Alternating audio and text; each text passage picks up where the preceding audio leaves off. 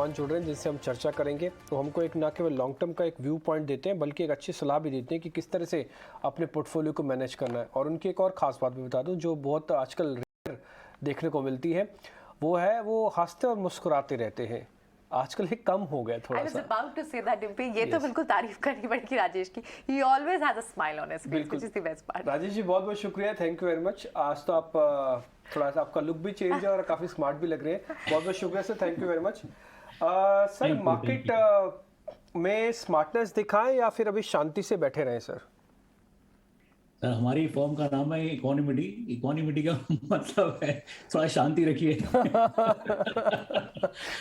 ये अच्छा था। नहीं, आई थिंक ये जो मार्केट में करेक्शन देख रहे हैं हम ग्लोबली, और इंडिया कोई एक्सेप्शन नहीं है, इंडिया में भी करेक्शन है, बट ग्लोबली जो हो रहा है आई थिंक ये एक ट्रेंड चेंजर है। और ये कोई नई बात नहीं है, हम काफी समय से ये आपके साथ भी कभी बात की है, पहले भी तो यही हमने कहा है कि ये you have to be careful.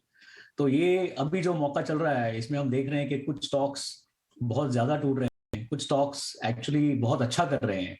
सो ये मार्केट की साइकिल्स जो हमने देखी हैं पिछली 4-5 साइकिल 1990 से, उसमें एक सिंपल चीज यही है कि वैल्यूएशंस बहुत इंपॉर्टेंट होती हैं और लिक्विडिटी भी इंपॉर्टेंट होती है।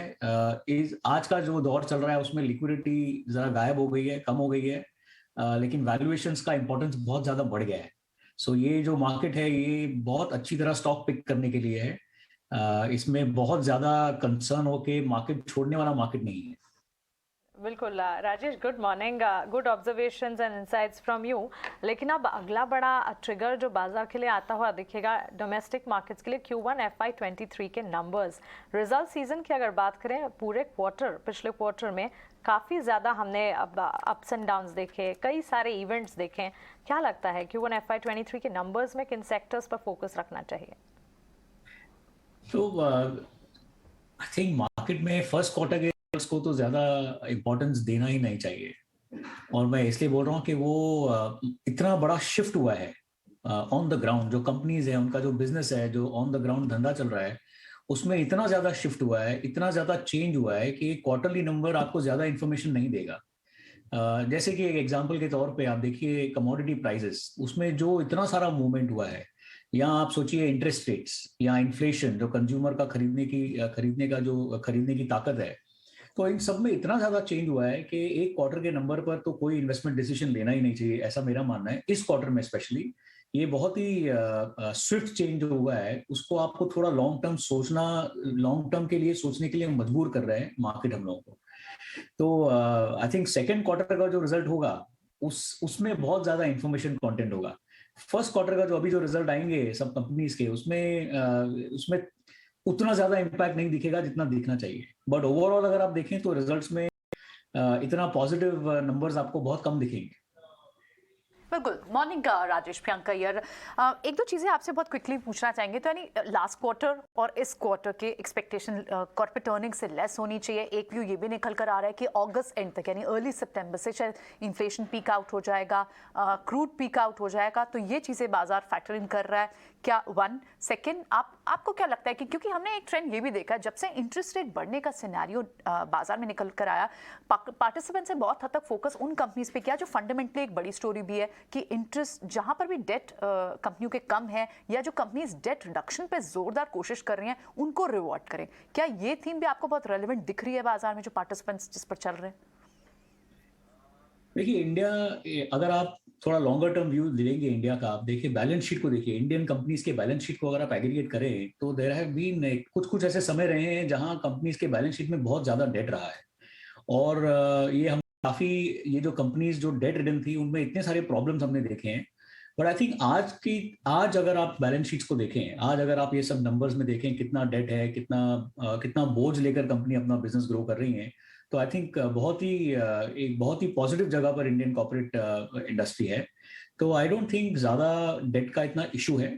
बहुत ही कम कंपनीज हैं जिनमें डेट इशू होगा, बट अदरवाइज ओवरऑल अगर आप देखें तो कंपनी में लेवरेज बहुत रीजनेबल है। मेरा ये भी मानना है कि जीरो लेवरेज भी अच्छा नहीं होता है एक कंपनी को ग्रो करने के लिए। डिपेंडिंग ऑन किस इंडस्ट्री में कंपनी है, उसमें एक ऑप्टिमल डेट इक्विटी रेशियो होना चाहिए, बहुत जरूरी है। उस ऑप्टिमल डेट इक्विटी रेशियो से आपका जो रिटर्न ऑन बिजनेस होता है, जो रिटर्न ऑन इक्विटी हम लोग बोलते हैं, वो बहुत ही अच्छा नंबर हो सकता है। सो मेरा ये मानना है कि जीरो डेट भी बहुत अच्छा नहीं है और ज्यादा एक्सेसिव डेट भी अच्छा नहीं है, तो थोड़ा बैलेंस होना चाहिए डिपेंडिंग ऑन आप कौन सी इंडस्ट्री में। राजेश, अभी ने क्या पिछले इस फॉल के अंदर कुछ चर्निंग की है अपने पोर्टफोलियोज में? अगर कुछ की है तो उसमें से किस चीज़ से आप दूर हुए हैं और किस चीज़ पे आप ज़्यादा थोड़ा बुलिश हुए हैं? कोई थोड़ा आइडिया दे पाए सेगमेंट के हिसाब से, सेक्टर के हिसाब से, थीम के हिसाब से? सो आई थिंक चर्निंग हमने ज्यादा नहीं की है, बट जैसे ही ये करेक्शन शुरू हुआ है तो जो स्टॉक्स में हमारा कॉन्फिडेंस थोड़ा कम था ऑन अ रिलेटिव बेसिस बाकी कंपनी से, वो हम लोगों ने वो एग्जिट कर दिए हैं। बट अदरवाइज ज्यादा चर्निंग अब तक तो हुई नहीं है, क्योंकि हमारा जो अप्रोच है वैसे ही वो बहुत ही फंडामेंटल ड्रिवन अप्रोच रहा है। तो उसमें अब तक ऐसे और अब आज का जो मार्केट है, जो मैं बोल रहा था कि बहुत कंपनी स्पेसिफिक हो गया है। कुछ कंपनीज ज्यादा करके कंपनीज के भाव काफी टूटे हैं, बट कुछ कंपनीज के भाव ज्यादा नहीं टूटे हैं। तो अगर आपका पोर्टफोलियो ऐसा है कि वो लॉन्ग टर्म अर्निंग्स के बेसिस पे आपने पोर्टफोलियो पहले से बना रखा था, तो पिछले साल आपने बहुत ज्यादा गेन्स नहीं देखे पोर्टफोलियो में, लेकिन इस साल आप ज्यादा फॉल भी नहीं देखेंगे। राजेश, एक स्पेस है कैपिटल गुड स्पेस, इस पर आपका नजरिया हम जानना चाहेंगे, क्योंकि आईपी ग्रोथ की अगर बात करें अराउंड 8 मंथ हाई पर हमने अप्रैल में देखी थी, और फैक्ट्री आउटपुट में लगातार एक सर्जिंग ट्रेंड नजर आ रहा है। कैपिटल गुड स्पेस पर आपकी राय क्या होगी? पॉजिटिव, बहुत ही पॉजिटिव हूँ मैं इस सेक्टर पे। I think there are concerns, ऐसा नहीं है कि बहुत सब कुछ एकदम साफ साफ बहुत अच्छा है इस सेक्टर के लिए। तो जैसे कि आपने कहा कि सम जो नंबर, जैसे फॉर एग्जांपल इंटरेस्ट रेट अगर इस सेक्टर के लिए आप देखें, तो कैपिटल गुड्स में ज्यादा करके नए प्रोजेक्ट्स में यूज होता है, उनकी आउटपुट यूज होती है। तो उसमें अगर इंटरेस्ट रेट्स इकोनॉमी में बढ़ जाते हैं तो थोड़ा स्लो डाउन हो जाता है। लेकिन आई थिंक ये बहुत ही थंब रूल वाइज हम सोच रहे हैं।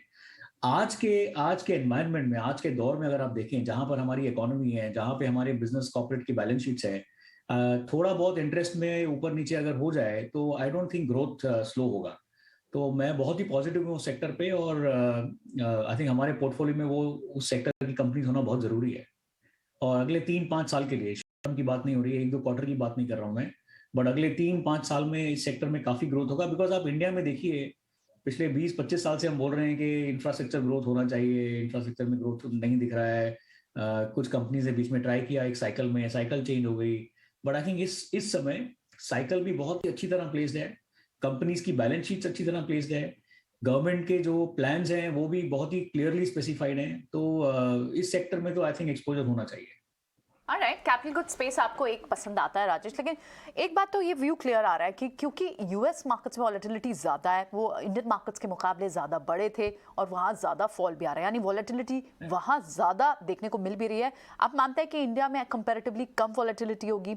और इस समय अगर आपको एक कैपिटल गुड स्पेस पसंद आता है, उसके अलावा और कौन से स्पेस है जिसपे आपको लगता है कि आपका व्यू बुलिश ही रहेगा और उसमें तो बने रहना चाहिए डिस्पाइट एनी वॉलेटिलिटी? नहीं, इंडिया में सो अगर आप इंडिया को कंपेयर करें यूएस से, या इवन आप ग्लोबल सिचुएशन को देखें, तो ग्लोबली अगर आप देखें इन्फ्लेशन रफली 7% के आसपास है, थोड़ा आसपास। इंडिया का इन्फ्लेशन भी 7% है, तो बहुत ही इन लाइन है। बट अगर आप यूएस में इन्फ्लेशन देखें तो वो 8.5-9% के आसपास घूम रहा है पिछले 3-4 महीनों से। तो काफी स्टिकी इन्फ्लेशन है उनका, वहां पर इन्फ्लेशन बहुत जल्दी से कम नहीं हो रहा है। और इसकी वजह से जो मनी फ्लो है, जो इन्वेस्टमेंट्स में जो पैसा आ रहा है, उसमें काफी फ्लक्चुएशन हो रहा है, और वो फ्लक्चुएशन हम लोगों को मार्केट में दिखता है। आई थिंक इस समय एक तो ये बात हो गई कि इंफ्रास्ट्रक्चर कंपनीज में फोकस रखो। दूसरा, हमारा जो सेक्टर है जिसमें हम फोकस कर रहे हैं वो टेक्नोलॉजी है। जैसे कि आप जानते हैं, हमारा एक वेंचर कैपिटल फंड भी है, उसमें हम सिर्फ टेक्नोलॉजी एनेबल्ड कंपनीज में इन्वेस्ट करते हैं। तो आई थिंक ये जो समय है, इसमें ये जो बॉटम बनेगा, जब भी बनेगा, हम सबका एक एस्टिमेट होता है, बट नोबडी नोज कि बॉटम कहाँ बनेगा। बट जब भी इसमें बॉटम बनेगा, जो नए दौर के, जो नए साइकिल के जो लीडर्स होंगे, वो ज्यादा टेक्नोलॉजी यूज करने वाली कंपनीज होंगी। इट डजंट मीन, मैं ये नहीं बोल रहा कि टेक्नोलॉजी सेक्टर की कंपनीज होंगी, जो भी मैन्युफैक्चरिंग कंपनी भी है, अगर वो ज्यादा टेक्नोलॉजी यूज करती है अपने प्रोसेस में, तो आई थिंक वैसी कंपनीज में हम लोगों को थोड़ा ध्यान रखना चाहिए। इसमें जो इनोवेशन बोलते हैं हम लोग, इनोवेशन होती है, डिस्ट्रप्शन होती है, कंपनी नए नए तरीके से एक सेक्टर को एड्रेस करती है, नए नए तौर से ग्रो करती है। और उससे क्या होता है, उससे मार्जिन थोड़े मेंटेन रहते हैं, उससे आपकी डिविडेंड देने की जो ताकत है वो बढ़ती है, और आप ग्रोथ, अपना डिविडेंड ग्रोथ मेंटेन कर सकते हैं। तो आई थिंक ऐसी कंपनीज में हम लोग ज्यादा फोकस कर रहे हैं. Not easy to find, but you know वो रिसर्च का वही तो मतलब है कि ज्यादा रिसर्च करिए, पता करिए कौन सी कंपनीज इसमें फॉल कर रही हैं, किसकी प्रोडक्टिविटी ज्यादा होगी, किसमें वैल्यूएशंस थोड़े रीजनेबल हैं, किसमें लिक्विडिटी आएगी. बड़े फंड जो हैं, ग्लोबल फंड जो हैं, वो जब भी इन्वेस्ट करेंगे तो उनके लिए वो उन कंपनीज में ज्यादा लिक्विडिटी अवेलेबल होनी चाहिए. तो ये फैक्टर्स हम देखते हैं. मैं सभी को एनकरेज करूंगा कि ऐसे फैक्टर्स पे जरा ध्यान रखिए. राजेश जी, मैंने आपसे एक व्यू पॉइंट मार्केट का ही लेना चाहूँगा. हालांकि आप मेरे को थोड़ा माफ़ कीजिएगा, मैं आपको इसलिए भी ये ऐसे बात कर रहा हूँ क्योंकि मैं लेवल्स के हिसाब से बात रखूँगा आपसे. अभी चल रहा है जैसे 15,800 निफ्टी का लेवल्स. 10% का, क्योंकि मैं बड़े फंड मैनेजर्स को जानता हूँ, 10% को तो काउंट ही नहीं करते कि हाँ इंडेक्स में तो कभी भी मूवमेंट आ जाएगा. तो ये राइडर मैंने आपके लिए भी डाल दिया, 10% का राइडर डल गया. सर ये आइदर साइड में 10% से ज़्यादा या 10% गिरना और बढ़ना, इससे कहीं ज़्यादा के चांसेस आपको लगते हैं क्या? अगर इससे ज़्यादा होने वाले हैं तो फिर मेरे को थोड़ा सोचना पड़ेगा. 10% तक तो रेंज है, हाँ ज़्यादा से ज़्यादा कितना होगा भाई? 14,500 तक आ जाएगा, 14,000 तक आ जाएगा, और ऊपर जाते समय 16,500, 17,000, 18,000 तक आ जाएंगे. राइट. देखिए, ये हमारा ह्यूमन बिहेवियर जो है वो हमेशा यही चाहता है. हमारा इंटरनली हम लोगों को लगता है कि अभी जहां मार्केट है वहां से फ्लक्चुएट नहीं होगा मार्केट. तो अगर आप ये क्वेश्चन मुझे 17,000 पे पूछते तब भी हम 10% की बात कर रहे होते. अब वहां से अगर निफ्टी को आप देखें तो निफ्टी ईयर टू डेट आज एक 10-11% नीचे है from the peak, from 1 Jan. तो 10% तो ऑलरेडी हो चुका है. अभी क्वेश्चन ये है कि यहाँ से और 10% जा सकता है या नहीं जा सकता है. तो मेरा मानना है कि आराम से जा सकता है, बट उससे बहुत ज्यादा दूर मेरे ख्याल से नहीं जाएगा. और वो इसलिए नहीं जाएगा कि डोमेस्टिक इन्वेस्टर जो है वो आज भी खड़े होके परचेस उनका हो रहा है. आप SIPs देखिए, जो भी फ्लोज आप देखिए, डोमेस्टिक इन्वेस्टर आज भी खरीद रहे हैं. और जो फॉरेनर्स जो बेच रहे थे उनका बहुत ज्यादा बेचना जो था वो सब हो चुका है. ऐसा नहीं कि उनके पास और नहीं है बेचने के लिए. I think they are still selling, and वो थोड़ा कंटिन्यू होगी वो सेलिंग. बट हमारे पास एब्सॉर्प्शन कैपेसिटी है. और वैल्यूएशंस भी अगर आप देखें तो बहुत सारी कंपनीज की वैल्यूएशन थोड़ी रीजनेबल हो गई हैं. मैं ये नहीं बोल रहा हूँ कि एकदम बॉटम आउट हो गई हैं. वैल्यूएशंस अभी भी एवरेज के आसपास हैं, एवरेज से थोड़ा ऊपर ही हैं, लॉन्ग टर्म एवरेज से. अगर आप वैल्यूएशन देखें या किसी भी सेक्टर की वैल्यूएशन देखें तो वैल्यूएशन में थोड़ा करेक्शन की गुंजाइश अब भी है. बट ये जो एग्रीगेट अगर आप कर देंगे सबको तो उसमें 10% से ज्यादा गिरने का या 10% इमीडिएटली 10% से ज्यादा उभार आने का की प्रोबेबिलिटी काफी कम है. बट अगर आप वो एग्रीगेट नहीं करें, अगर आप इंडिविजुअल कंपनीज देखें तो आई थिंक काफी कंपनीज हैं जो यहाँ से आधी हो सकती हैं, जिनका भाव आधा हो सकता है यहाँ से. और काफी कंपनीज हैं जिनमें जैसे ही लिक्विडिटी मार्केट में आएगी उनकी प्राइस आपको बहुत ही अच्छा रिटर्न दे सकती है.